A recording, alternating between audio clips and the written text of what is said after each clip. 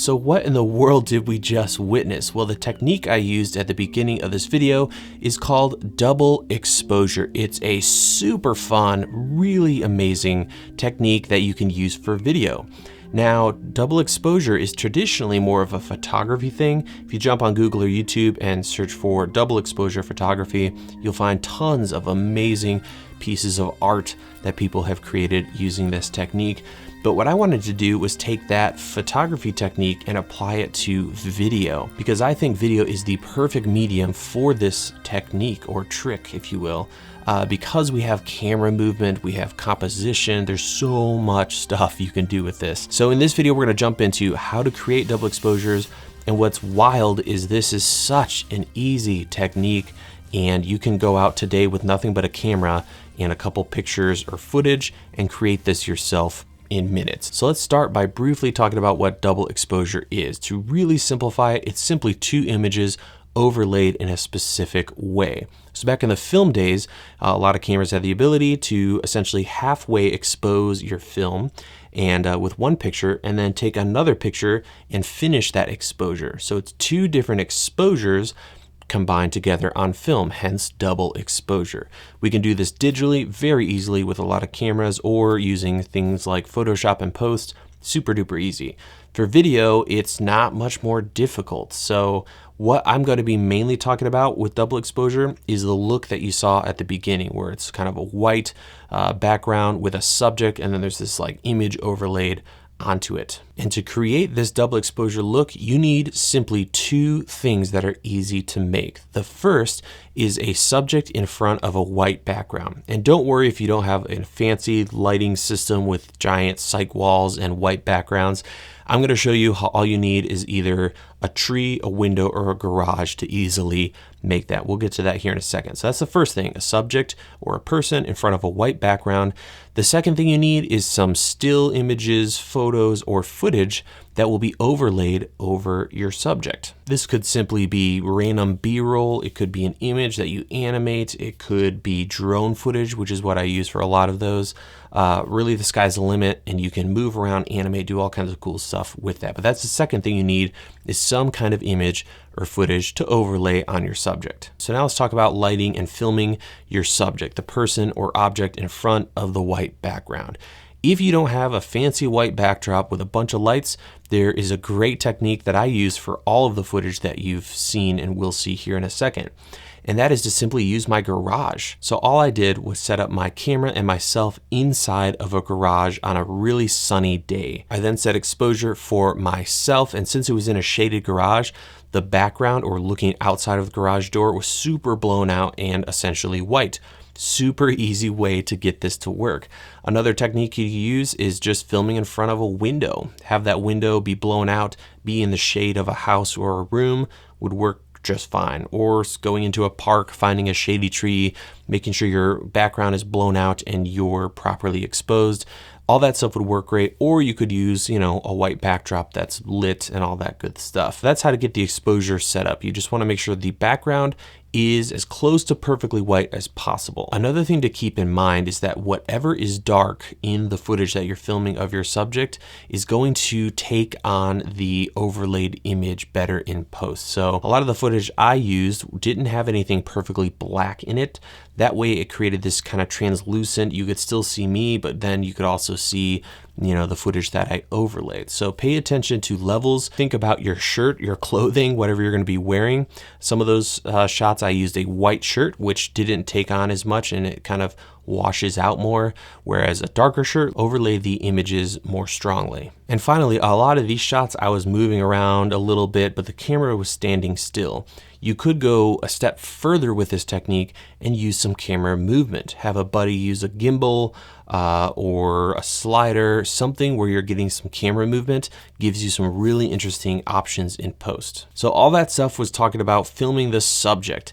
Now we're going to briefly talk about your overlays or plates or whatever you want to call them, the footage or stills that you're going to overlay over your subject.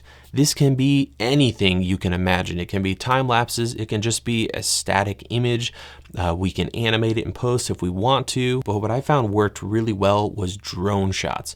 You can either purchase it online if you don't have a drone like me. One simple way you can at least test this is to go on stock footage websites and download the previews of the footage you can buy from them.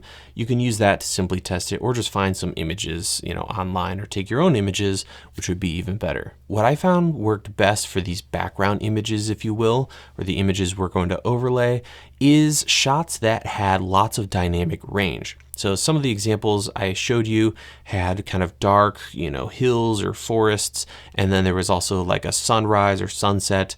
When you have images like that, there's a ton you can do, and it looks really, really good.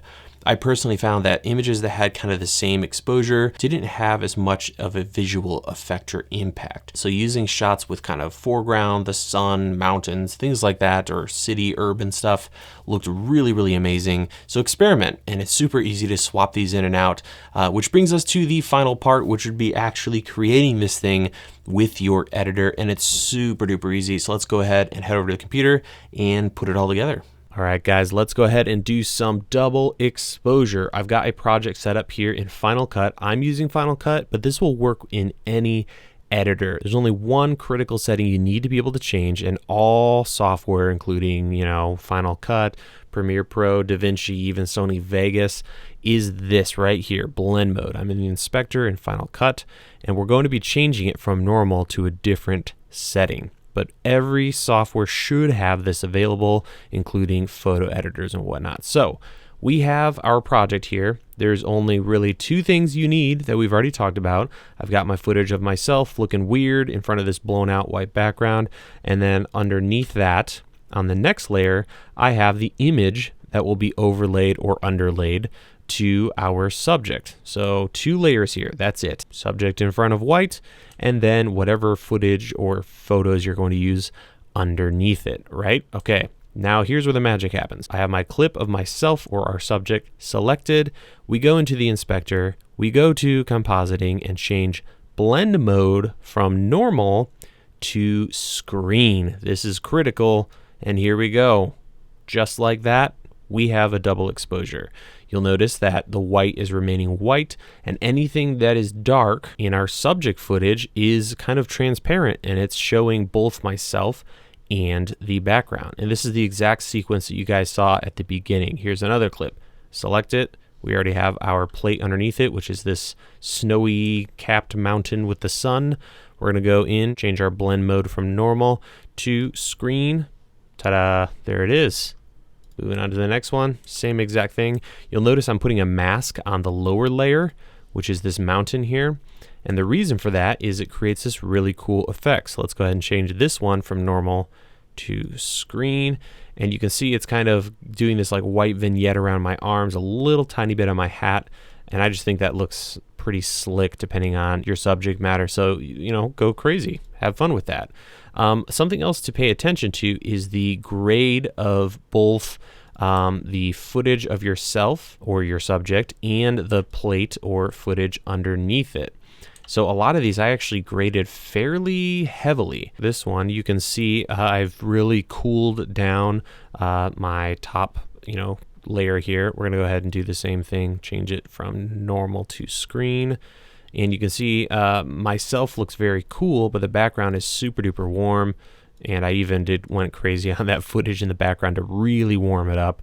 So have a lot of fun with it. This is one of my favorites right here. It's out of focus, but it just reminds me of like a Jason Bourne kind of thing, even though I'm holding a camera and not a Glock or something.